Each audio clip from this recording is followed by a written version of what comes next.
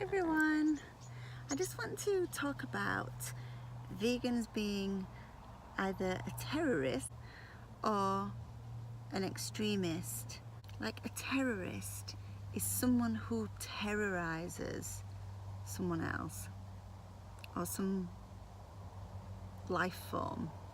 If there was a little child and it couldn't speak, it was innocent, didn't know where it was going, it was lost, and someone wanted to take that child and hurt the child, and someone spoke up, they would be called a hero, standing in, helping save someone who's innocent and who can't speak. All of those animals are incarcerated. They can't speak, they don't want to die, they didn't choose to be born, so vegans have no choice but to speak on their behalf. If they could speak, they maybe would be behind them, helping them to broadcast what they wanted to say or helping them in some other way, but they can't speak. So if we are silent and don't say anything, how can anyone make the connection between what's happening? And as a mother, I think any mother has the right to bond, feel love, connect, and be with their child. So looking at vegans being extreme, so let's say what's not extreme, maybe being a vegetarian might not be sound as extreme because we're more used to it in society, but a vegan, that is so extreme. But let's think about it really. If someone who is giving birth, let's forget the species, let's just understand that they have a brain, a heart, a nervous system, they feel pain, they suffer, and they can have a baby. So taking a cow, as soon as she's able to produce a child, and artificially inseminating her with a bull's sperm, incarcerating her so she doesn't have a normal life, and as soon as her baby's born, having that baby taken away from her, she has the same rise of hormones, she feels the same pain. After you've given birth, you will be torn, you'll be bleeding, you'll feel weak, you'll feel hormonal. They feel the same. They may not be able to consciously organize it like a human or verbalize it, but they feel that same exhaustion. And when a woman gives birth, she's kind of pampered and cared for and takes time off work, and she gets to spend this beautiful bonding time, but they end up with their baby being taken away after the very latest 72 hours. That's the maximum amount of time that they spend. And then if it's a male, it's murdered. If it's female, then she will have the same fate as her mum. And so she will produce milk so that humans can drink it. It's not even our species. It has hormones in there designed to grow a baby calf into a big cow. It's not for our body. It doesn't sit well in our body. It doesn't nourish us, and we're the only species to do it. So that, to me, is extreme. It's like someone put a big blanket over our eyes and just lied to us. It's another species that deserves to feel the love of their own baby. So for a vegan to stand up and say this is wrong, how can that make them have a label of a terrorist or an extremist?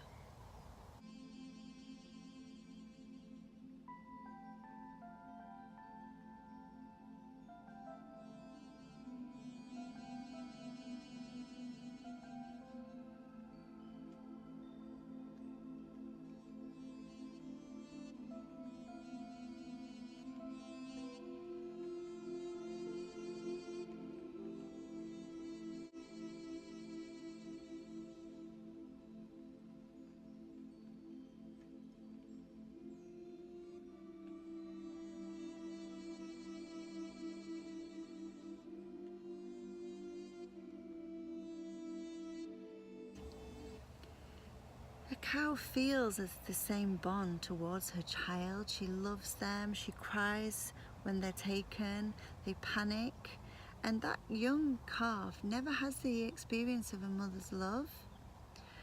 So forget everything that you've ever heard about calcium and all of that. Forget it. Just open your own mind for a moment and just think, should any female species have her baby ripped away from her after such a short space of time so that another species can steal their milk that was for them? Just in your heart, just ask yourself that question.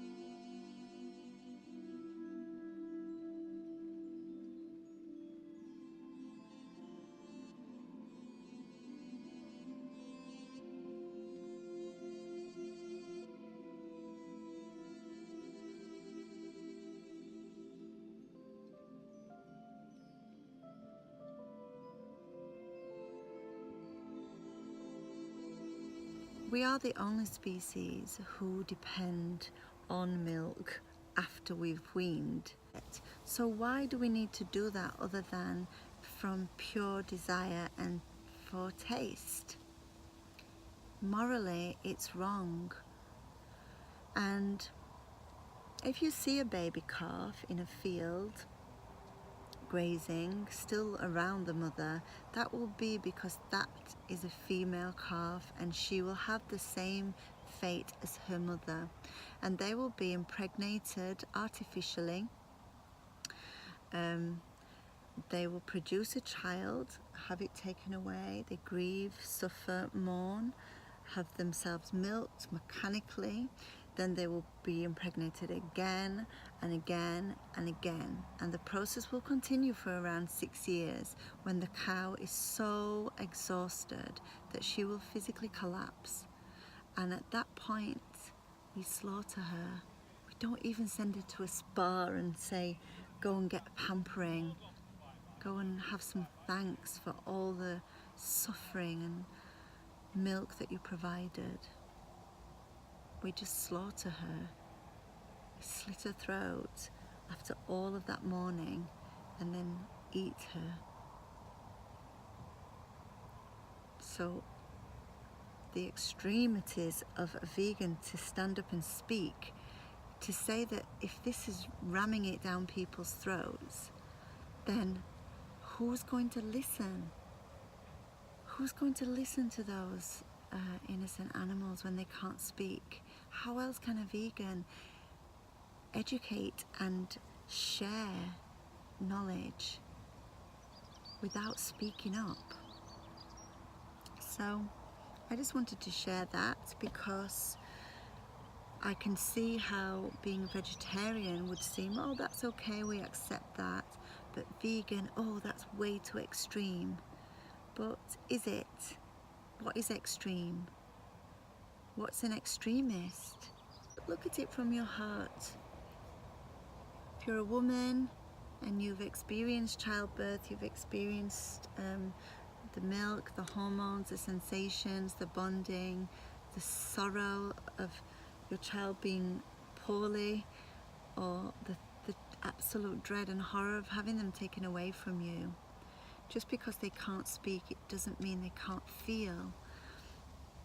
So that was my little piece of information for today. As you can see, I'm back in my camper van. I came to do some writing. Think about your food. Think about the journey your food made to you.